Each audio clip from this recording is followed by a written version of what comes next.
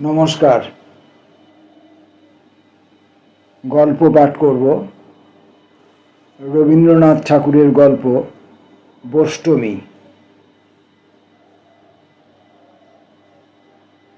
আমি লিখিয়া থাকি, অথচ লোকরঞ্জন আমার কলমের ধর্ম নয়। এই জন্য লোকেও আমাকে সদা সর্বদা যে রঙে রঞ্জিত করিয়া থাকে, তাহাতে কালির ভাগই বেশি। আমার সম্বন্ধে অনেক কথাই শুনিতে হয়, কপালক্রমে সেগুলি হিত কথা নয়, মনোহারিত নয়। শরীরে যেখানটায় ঘা পড়িয়া থাকে, সে জায়গাটা যত তুচ্ছই হোক, সমস্ত দেহটাকে বেদনার জোরে সেই ছাড়াইয়া যায়। যে লোক গালি খাইয়া মানুষ হয়, সে আপনার স্বভাবকে যেন এক ঝোঁকা হইয়া পড়ে।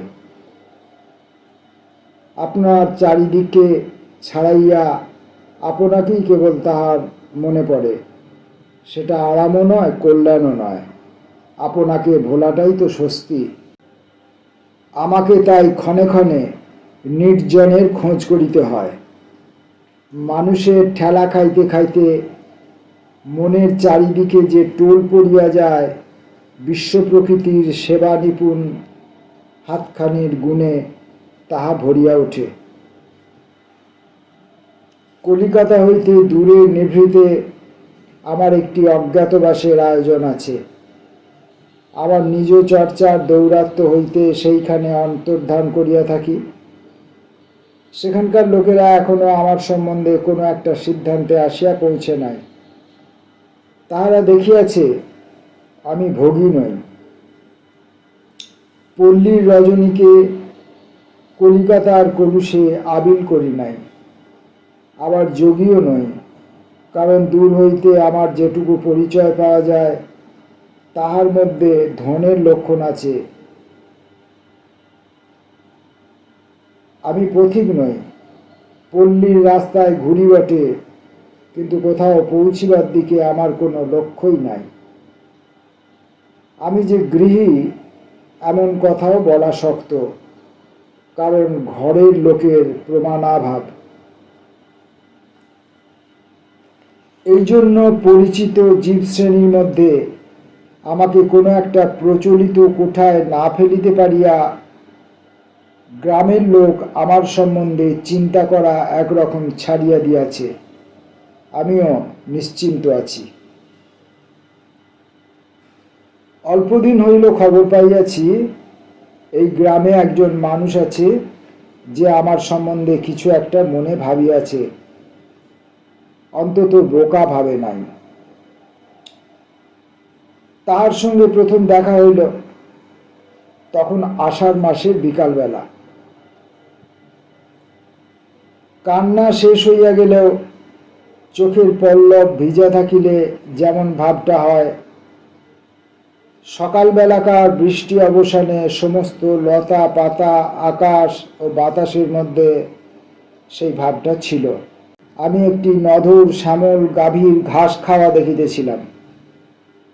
তাহার চিক্কণ দেহটির উপর রৌদ্র পড়িয়াছিল দেখিয়া ভাবিতেছিলাম, আকাশের আলো হইতে সভ্যতা আপনার দেহটাকে পৃথক করিয়া রাখিবার জন্য যে এত দর্জির দোকান বানাইয়াছে, ইহার মতো এমন অপব্যয় আর নাই। এমন সময় হঠাৎ দেখি একটি প্রৌঢ়া স্ত্রীলোক আমাকে ভূমিষ্ঠ হইয়া প্রণাম করিল। তাহার আঁচলে কতগুলি ঠোঙার মধ্যে করবী, গন্ধরাজ এবং আরো 2-4 রকমের ফুল ছিল। তাহারই মধ্যে একটি আমার হাতে দিয়া ভক্তির সঙ্গে জোর হাত করিয়া সে বলিল, আমার ঠাকুরকে দিলাম, বলিয়া চলিয়া গেল। আমি এমনি আশ্চর্য হইয়া গেলাম যে তাহাকে ভালো করিয়া দেখিতেই পাইলাম না।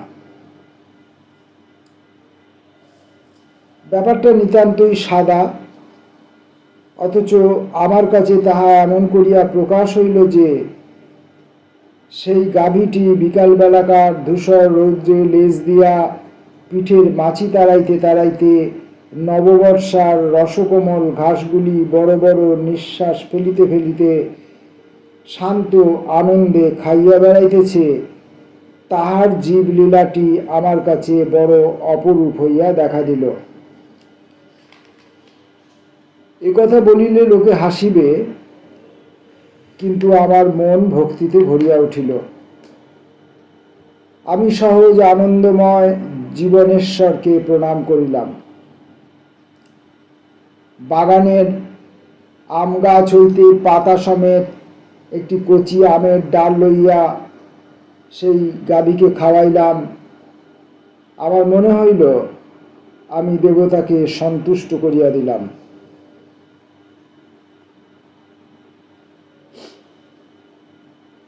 ইহার পরবৎসর যখন সেখানে গিয়াছি তখন মাঘের শেষ। সেবার তখনও শীত ছিল। সকালের রৌদ্রটি পূবের জানালা দিয়া আমার পিঠে আসিয়া পড়িয়াছিল, তাহাকে নিষেধ করি নাই। দোতলার ঘরে বসিয়া লিখিতেছিলাম। বেহারা আসিয়া খবর দিল আনন্দী বষ্টমী আমার সঙ্গে দেখা করিতে চায়। লোকটা কে জানি না। অন্যমনস্ক হইয়া বলিলাম, আচ্ছা, এইখানে নিয়ে আয়। বষ্টমী পায়ে ধুলা লইয়া আমাকে প্রণাম করিল। দেখিলাম সেই আমার পূর্ব পরিচিত স্ত্রীলোকটি।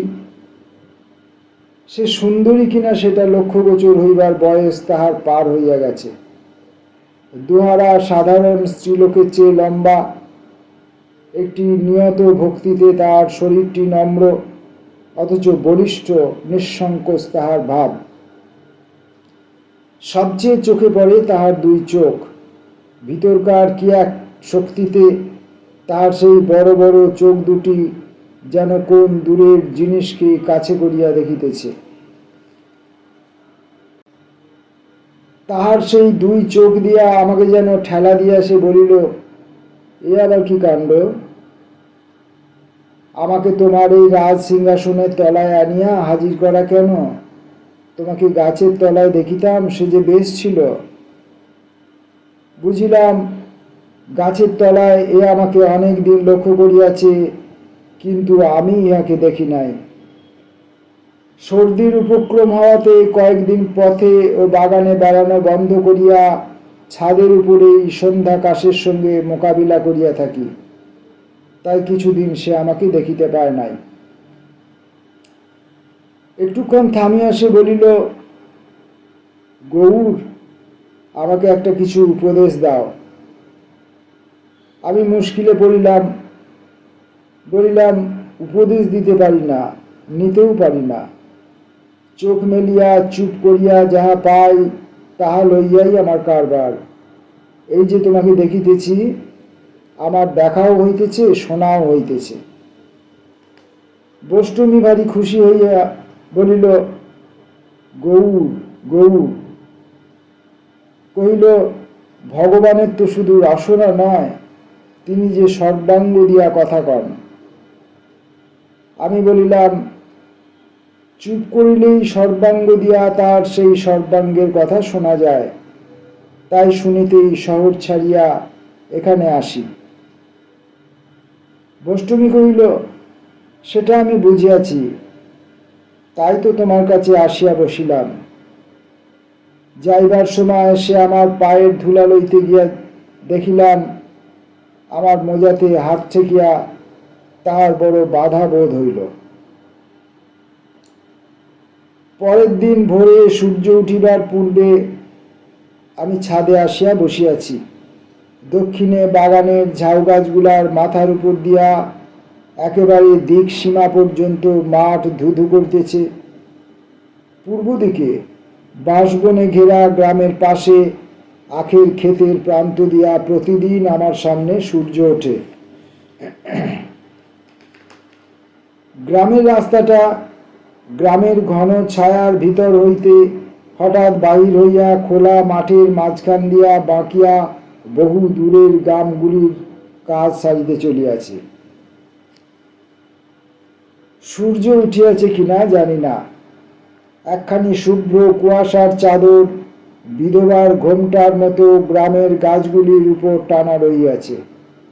দেখিতে পাইলাম বষ্টমী সেই ভোরের ঝাপসা আলোর ভিতর দিয়া একটি সচল কুয়াশার মূর্তির মতো করতাল বাজাইয়া হরিনাম গান করিতে করিতে সেই পূব দিকের গ্রামের সম্মুখ দিয়া চলিয়া যাইতেছে।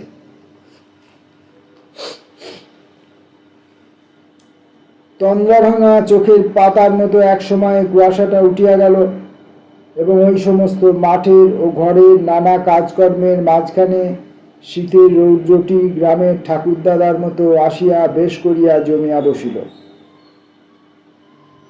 আমি তখন সম্পাদকের পেয়াদা বিদায় করিবার জন্য লিখিবার টেবিলে আসিয়া বসিয়াছি। এমন সময় সিঁড়িতে পায়ের শব্দের সঙ্গে একটা গানের সুর শোনা গেল। বষ্টমী গুনগুন করিতে করিতে আসিয়া আমাকে প্রণাম করিয়া কিছু দূরে মাটিতে বসিল। আমি লেখা হইতে মুখ তুলিলাম। সে বলিল, কাল আমি তোমার প্রসাদ পাইয়াছি। আমি বলিলাম, সে কি কথা? সে কহিল, কাল সন্ধ্যার সময় কখন তোমার খাওয়া হয় আমি সেই আশায় দরজার বাহিরে বসিয়াছিলাম। খাওয়া হইলে চাকর যখন পাত্র লইয়া বাহিরে আসিল, তাহাতে কি ছিল জানি না, কিন্তু আমি খাইয়াছি। আমি আশ্চর্য হইলাম। আমার বিলাত যাওয়ার কথা সকলেই জানে, সেখানে কি খাইয়াছি না খাইয়াছি তাহা অনুমান করা কঠিন নহে, কিন্তু গোবর খাই নাই।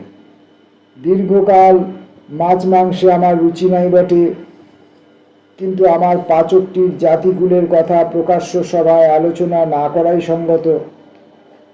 আমার মুখে বিস্ময়ের লক্ষণ দেখিয়া বষ্টমী বলিল, যদি তোমার প্রসাদ খাইতেই না পারিব, তবে তোমার কাছে আসিবার তো কোনো দরকার ছিল না। আমি বলিলাম, লোকে জানিলে তোমার উপর তো তাদের ভক্তি থাকিবে না। সে বলিল, আমি তো সকলকেই বলিয়া বেড়াইতেছি। শুনিয়া উহারা ভাবিল আমার এই রকমই দশা।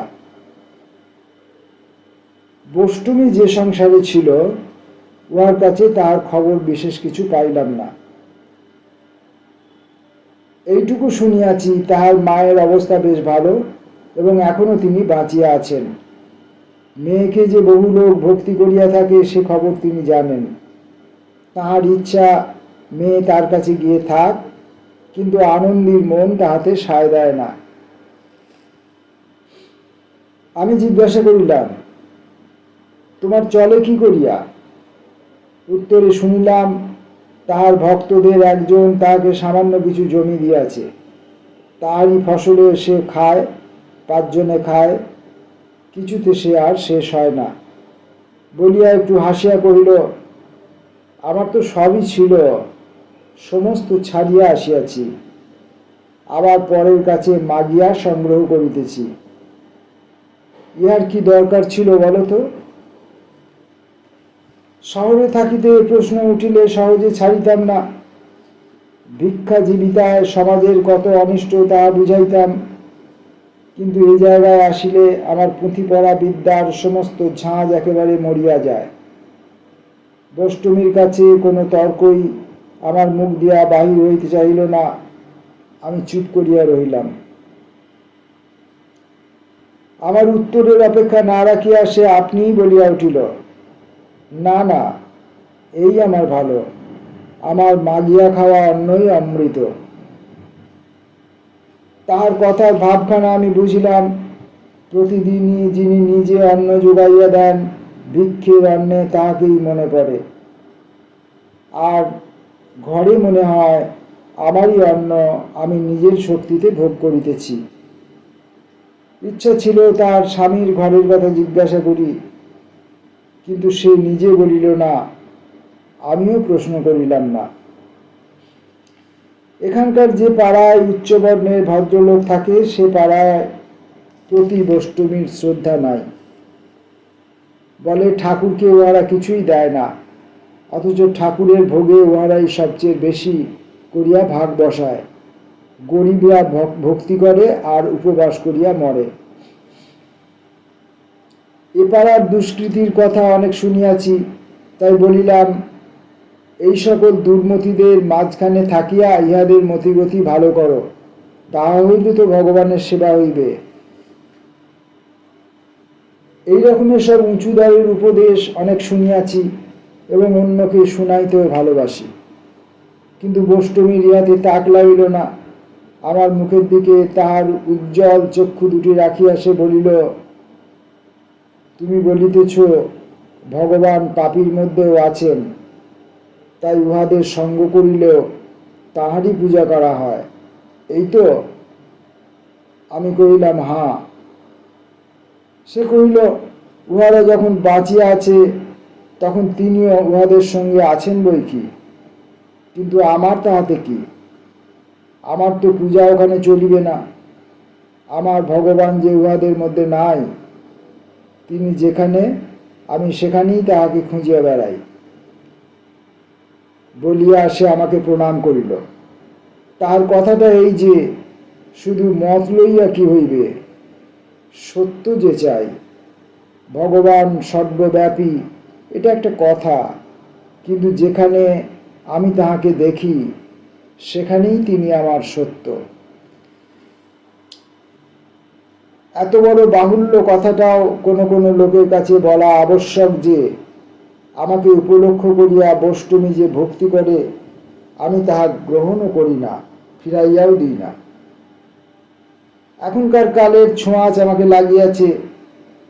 আমি গীতা পড়িয়া থাকি এবং বিদ্বান লোকেদের দ্বারস্থ হইয়া তাহাদের কাছে ধর্মতত্ত্বের অনেক সূক্ষ্ম ব্যাখ্যা শুনিয়াছি। কেবল শুনিয়া শুনিয়াই বয়স বহিয়া যাইবার জো হইল, কোথাও তো কিছু প্রত্যক্ষ দেখিলাম না। এতদিন পরে নিজের দৃষ্টির অহংকার ত্যাগ করিয়া এই শাস্ত্রহীনা স্ত্রীলোকের দুই চক্ষুর ভিতর দিয়া সত্যকে দেখিলাম। ভক্তি করিবার ছলে শিক্ষা দেবার একটি আশ্চর্য প্রণালী। পরদিন সকালে বষ্টমী আসিয়া আমাকে প্রণাম করিয়া দেখিল, তখনও আমি লিখিতে প্রবৃত্ত। বিরক্ত হইয়া বলিল, তোমাকে আমার ঠাকুর এত মিথ্যা খাটাইতেছেন কেন? যখনই আসি দেখিতে পাই লেখা লইয়াইয়াছ। আমি বলিলাম, যে লোকটা কোনো কর্মেরই নয়, ঠাকুর তাহাকে বসিয়া থাকিতে দেন না, পাছে সে মাটি হইয়া যায়। যত রকমের বাজে কাজ করিবার ভার তাহারই উপরে। আমি যে কত আবরণে আবৃত তাহাই দেখিয়া সে অধৈর্য হইয়া উঠে। আমার সঙ্গে দেখা করিতে হইলে অনুমতি লইয়া দোতলায় চড়িতে হয়। প্রণাম করিতে আসিয়া হাতে ঠাকে মোজাজোড়া সহজ দুটো কথা বলা এবং শোনার প্রয়োজন, কিন্তু আমার মনটা আছে কোন লেখার মধ্যে তলাইয়া। হাত জোর করিয়া সে বলিল, গৌর, আজ ভোরে বিছানায় উঠিয়া বসিয়াছি, অমনি তোমার চরণ পাইলাম। আহা, সেই তোমার দুখানি পা, কোনো ঢাকা নাই, সে কি ঠান্ডা, কি কোমল, কতক্ষণ মাথায় ধরিয়া রাখিলাম। সে তো খুব হইল, তবে আর আমার এখানে আসিবার প্রয়োজন কি? প্রভু, এ আমার মোহ নয় তো? ঠিক করিয়া বলো। লিখিবার টেবিলের উপর ফুলদানিতে পূর্বদিনের ফুল ছিল। মালি আসিয়া সেগুলি তুলিয়া লইয়া নতুন ফুল সাজাইবার উদ্যোগ করিল। বষ্টমী যেন ব্যথিত হইয়া বলিয়া উঠিল, বাস, এ ফুলগুলি হইয়া গেল, তোমার আর দরকার নাই, তবে দাও দাও, আমাকে দাও। এই বলিয়া ফুলগুলি অঞ্জলিতে লইয়া কতক্ষণ মাথা নত করিয়া একান্ত স্নেহে এক দৃষ্টিতে দেখিতে লাগিল। কিছুক্ষণ পরে মুখ তুলিয়া বলিল, তুমি চাহিয়া দেখো না বলিয়াই এ ফুল তোমার কাছে মলিন হইয়া যায়। যখন দেখিবে তখন তোমার লেখা পড়া সব ঘুচিয়া যাইবে। এই বলিয়া সে বহু যত্নে ফুলগুলি আপন আঁচলের প্রান্তে বাঁধিয়া লইয়া মাথায় ঠেকাইয়া বলিল, আমার ঠাকুরকে আমি লইয়া যাই। কেবল ফুলদানিতে রাখিলেই যে ফুলের আদর হয় না, তা বুঝিতে আমার আর বিলম্ব হইল না। আমার মনে হইল ফুলগুলিকে যেন স্কুলের পড়া না পারা ছেলেদের মতো প্রতিদিন আমি বেঞ্চের উপর দাঁড় করাইয়া রাখি। সেই দিন সন্ধ্যার সময় যখন ছাদে বসিয়াছি, বষ্টমী আমার পায়ের কাছে আসিয়া বসিল, কহিল, আজ সকালে নাম শুনাইবার সময় তোমার প্রসাদী ফুলগুলি ঘরে ঘরে দিয়া আসিয়াছি। আমার ভক্তি দেখিয়া বেণী চক্রবর্তী হাসিয়া বলিল, পাগলি, কাকে ভক্তি করিস তুই? বিশ্বের লোকে যে তাকে মন্দ বলে। হ্যাঁ গো, সকলে নাকি তোমাকে গালি দেয়। কেবল এক মুহূর্তের জন্য মনটা সংকুচিত হইয়া গেল। কালির ছিটা এত দূরেও ছড়ায়। বষ্টমী বলিল, বেণী ভাবিয়াছিল আমার ভক্তিটাকে এক ফুঁয়ে নিবাইয়া দেবে, কিন্তু এ তো তেলের বাতি নয়, এ যে আগুন। আমার গৌর, ওরা তোমাকে গালিয়ে দেয় কেন গো? আমি বলিলাম, আমার পাওনা আছে বলিয়া। আমি হয়তো একদিন লুকাইয়া উহাদের মন চুরি করিবার লোভ করিয়াছিলাম। বষ্টমী কহিল, মানুষের মনে বীজ যে কত সে তো দেখিলে, লোভ আর টিকিবে না। আমি বলিলাম, মনে লোভ থাকিলেই মারের মুখে থাকিতে হয়, তখন নিজেকে মারিবার বিষ নিজের মনই যোগায়। তাই আমার ওঝা আমারই মনটাকে নির্বিষ করিবার জন্য এত কড়া করিয়া ঝাড়া দিতেছেন। বষ্টমী কহিল, দয়াল ঠাকুর মারিতে মারিতে তবে মারকে খেদান, শেষ পর্যন্ত যে সহিতে পারে সেই বাঁচিয়া যায়। সেই দিন সন্ধ্যার সময় অন্ধকার ছাদের উপর সন্ধ্যা তারা উঠিয়া আবার অস্ত গেল।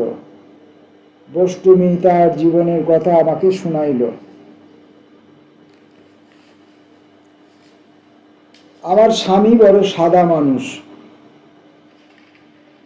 কোনো কোনো লোকে মনে করিত তাহার বুঝিবার শক্তি কম, কিন্তু আমি জানি যাহারা সাদা করিয়া বুঝিতে পারে তাহারাই মোটের উপর ঠিক বোঝে। ইহাও দেখিয়াছি, তাহার চাষবাস জমি জমার কাজে তিনি যে ঠকিতেন তাহা নহে। বিষয় কাজ এবং ঘরের কাজ দুই তাহার গোছালো ছিল।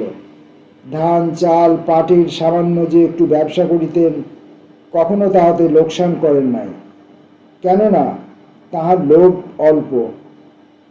যেটুকু তাহার দরকার সেটুকু তিনি হিসাব করিয়া চলিতেন, তার চেয়ে বেশি যা তা তিনি বুঝিতেন না, তাহাতে হাতও দিতেন না। আমার বিবাহের পূর্বেই আমার শ্বশুর মারা গিয়াছিলেন এবং আমার বিবাহের অল্পদিন পরেই শাশুড়ির মৃত্যু হয়। সংসারে আমাদের মাথার উপরে কেহই ছিল না। আমার স্বামী মাথার উপরে একজন উপরওয়ালাকে না বসাইতে থাকিতে পারিতেন না। এমনকি বলিতে লজ্জা হয় আমাকে যেন তিনি ভক্তি করিতেন। তবু আমার বিশ্বাস তিনি আমার চেয়ে বুঝিতেন বেশি, আমি তাহার চেয়ে বলিতাম বেশি। তিনি সকলের চেয়ে ভক্তি করিতেন তাহার গুরু ঠাকুরকে। শুধু ভক্তি নয়, সে ভালোবাসা, এমন ভালোবাসা দেখা যায় না। গুরু ঠাকুর তাহার চেয়ে বয়সে কিছু কম, কি সুন্দর রূপ তার। বলিতে বলিতে বষ্টমী ক্ষণকাল থামিয়া তার সেই দূরবিহারী চক্ষু দুটিকে বহু দূরে পাঠাইয়া দিল এবং গুনগুন করিয়া গাহিল, অরুণ কিরণ খানি তরুণ অমৃতে ছানি, কোন বিধি নিরমিল দেহা। অরুণ কিরণ খানি তরুণ অমৃতে ছানি, কোন বিধি নিরমিল দেহা। এই গুরু ঠাকুরের সঙ্গে বালককাল হইতে তিনি খেলা করিয়াছেন, তখন হইতেই তাহাকে আপন মন প্রাণ সমর্পণ করিয়া দিয়াছেন। তখন আমার স্বামীকে ঠাকুর বোকা বলিয়াই জানিতেন, সেই জন্য তাহার উপর বিস্তর উপদ্রব করিয়াছেন। অন্য সঙ্গীদের সঙ্গে মিলিয়া পরিহাস করিয়া তাহাকে যে কত নাকাল করিয়াছেন তার সীমা নাই। বিবাহ করিয়া এ সংসারে যখন আসিয়াছি তখন গুরু ঠাকুরকে দেখি নাই। তিনি তখন কাশীতে অধ্যয়ন করিতে গিয়াছেন। আমার স্বামী তাহাকে সেখানকার খরচ যোগাইতেন। গুরু ঠাকুর যখন দেশে ফিরিলেন তখন আমার বয়স বোধ করি 18 হইবে। 15 বছর বয়সে আমার একটি ছেলে হইয়াছিল। বয়স কাঁচা ছিল বলিয়াই আমার সেই ছেলেটিকে আমি যত্ন করিতে শিখি নাই। পাড়ার সই সাঙ্গাতিদের সঙ্গে মিলিবার জন্যই তখন আমার মন ছুটিত। ছেলের জন্য ঘরে বাঁধা থাকিতে হয় বলিয়া একসময় তাহার উপর আমার রাগ হইত। হায় রে, ছেলে যখন আসিয়া পৌঁছাইয়াছে মা তখন পিছাইয়া পড়িয়াছে। এমন বিপদ আর কি হইতে পারে। আমার গোপাল আসিয়া দেখিল তখনও তাহার জন্য ননি তৈরি হয় নাই, তাই সে রাগ করিয়া চলিয়া গেছে। আমি আজও মাঠে ঘাটে তাহাকে খুঁজিয়া বেড়াইতেছি। ছেলেটি ছিল বাপের নয়নের মণি।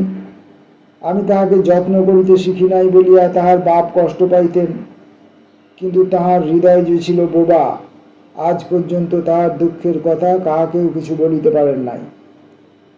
মেয়ে মানুষের মতো তিনি ছেলের যত্ন করিতেন। রাত্রে ছেলে কাঁদিলে আমার অল্প বয়সের গভীর ঘুম তিনি ভাঙাইতে চাইতেন না। নিজে রাত্রে উঠিয়া দুধ গরম করিয়া খাওয়াইয়া কতদিন খোকাকে করে লইয়া ঘুম পাড়াইয়াছেন আমি তাহা জানিতে পারি নাই। তাহার সকল কাজই এমনই নিঃশব্দে। পূজা পার্বণে জমিদারদের বাড়িতে যখন যাত্রা বা কথা হইত তিনি বলিতেন, আমি রাত জাগিতে পারি না, তুমি যাও, আমি এখানেই থাকি।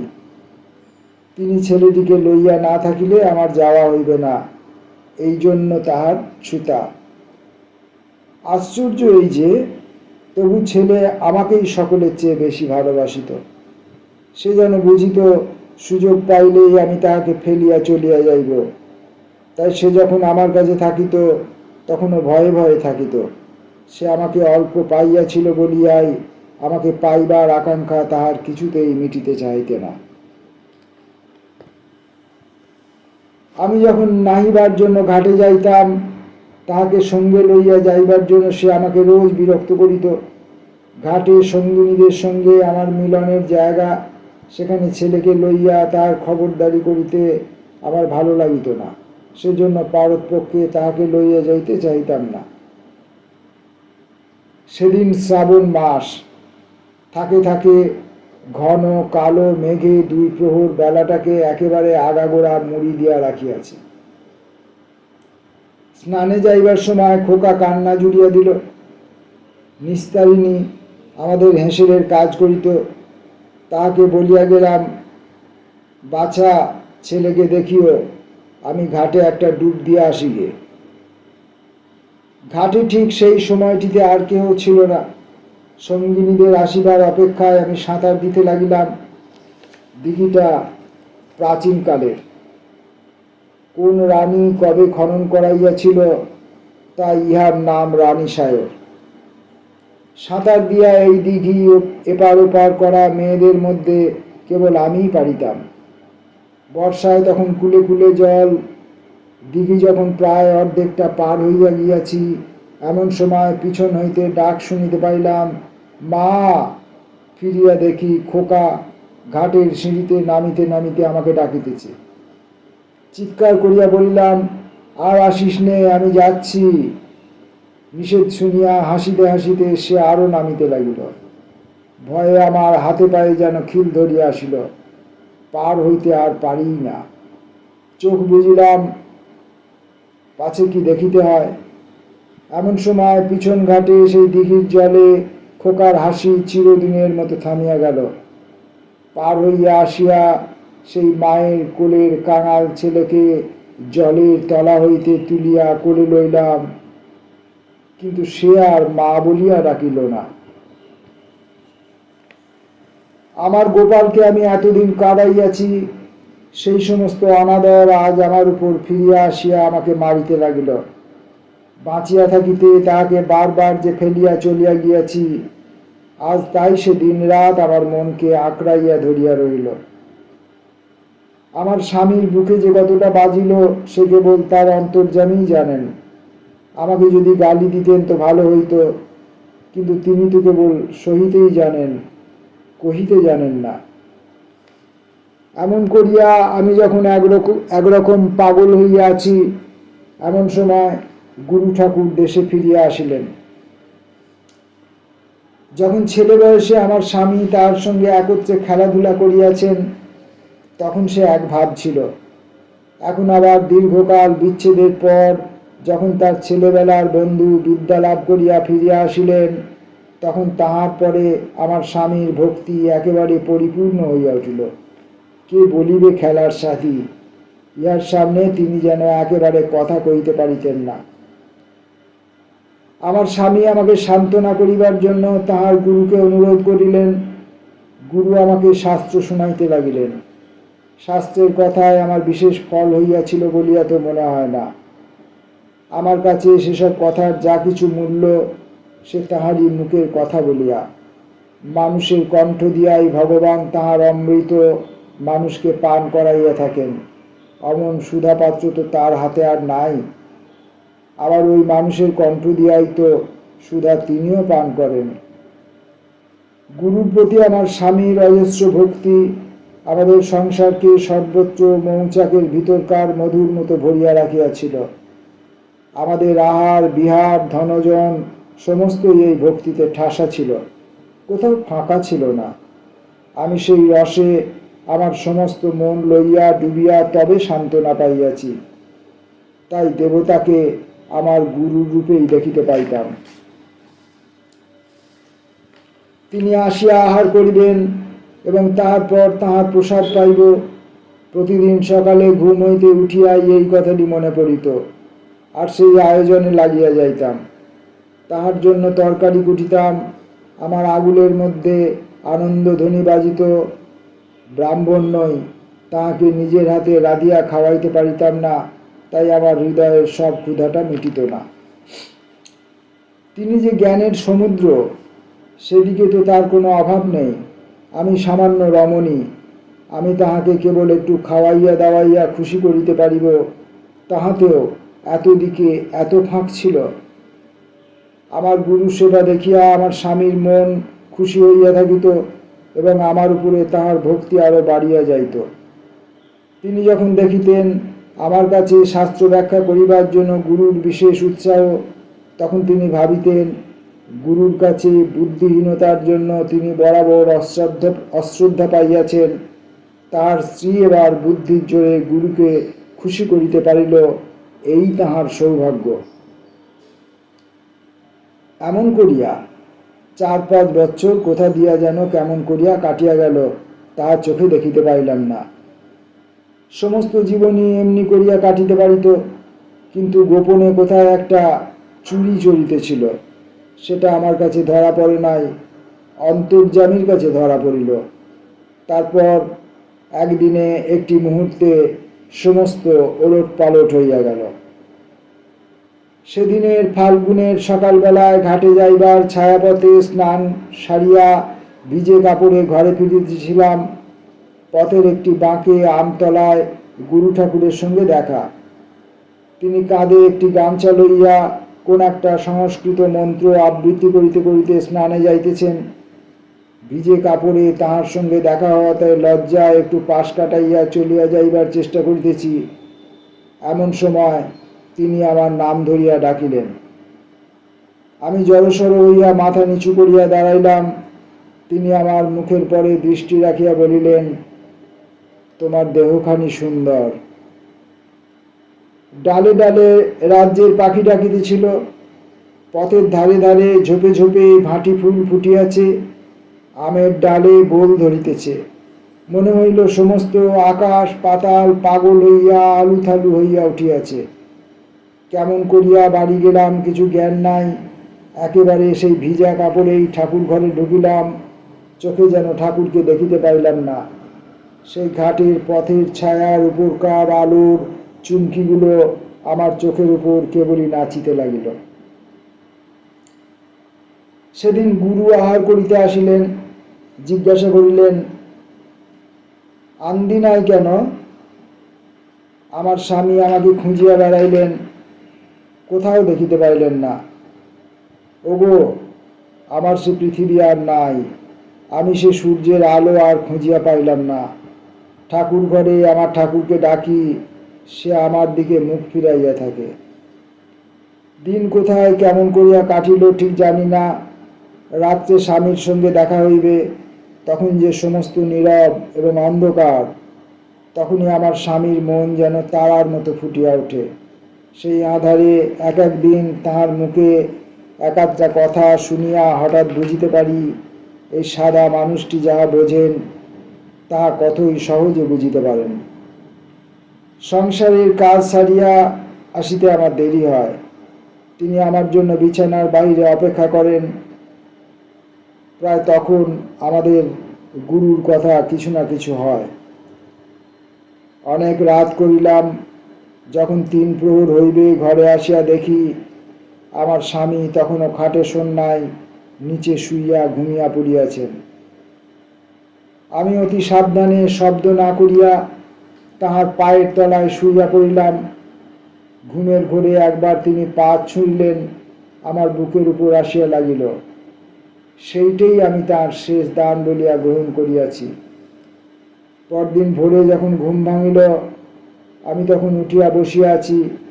জানলার বাহিরে কাঁঠাল গাছটার মাথার উপর দিয়া আধারের এক ধারে অল্প একটু রং ধরিয়াছে, তখনও কাক ডাকে নাই। আমি স্বামীর পায়ের কাছে মাথা লুটাইয়া প্রণাম করিলাম।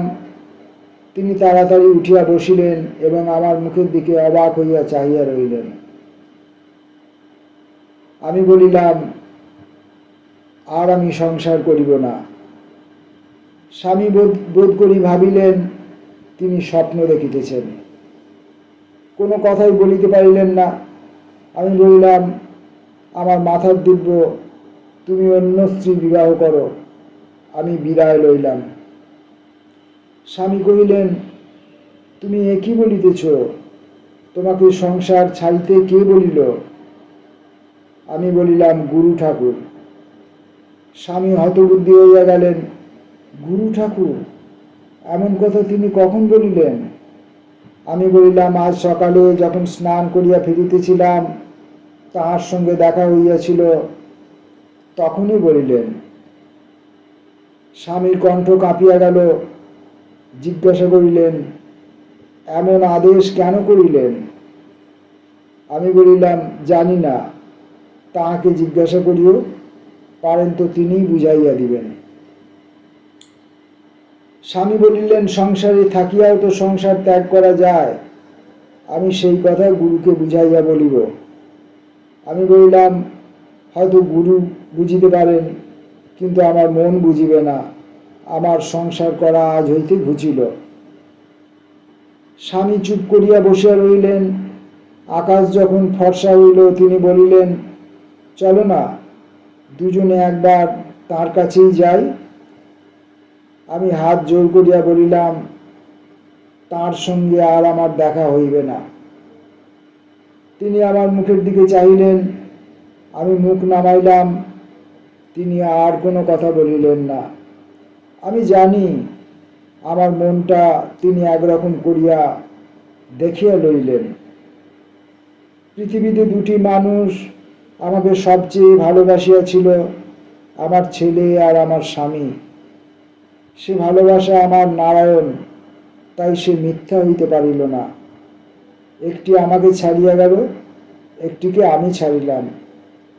এখন সত্যকে খুঁজিতেছি, আর ফাঁকি নয়। এই বলিয়া সে গড় করিয়া প্রণাম করিল। রবীন্দ্রনাথ ঠাকুরের গল্প বৈষ্ণবী। এই গল্পটি তিনি লিখেছিলেন বাংলার 1321 সালের আষাঢ় মাসে। নমস্কার।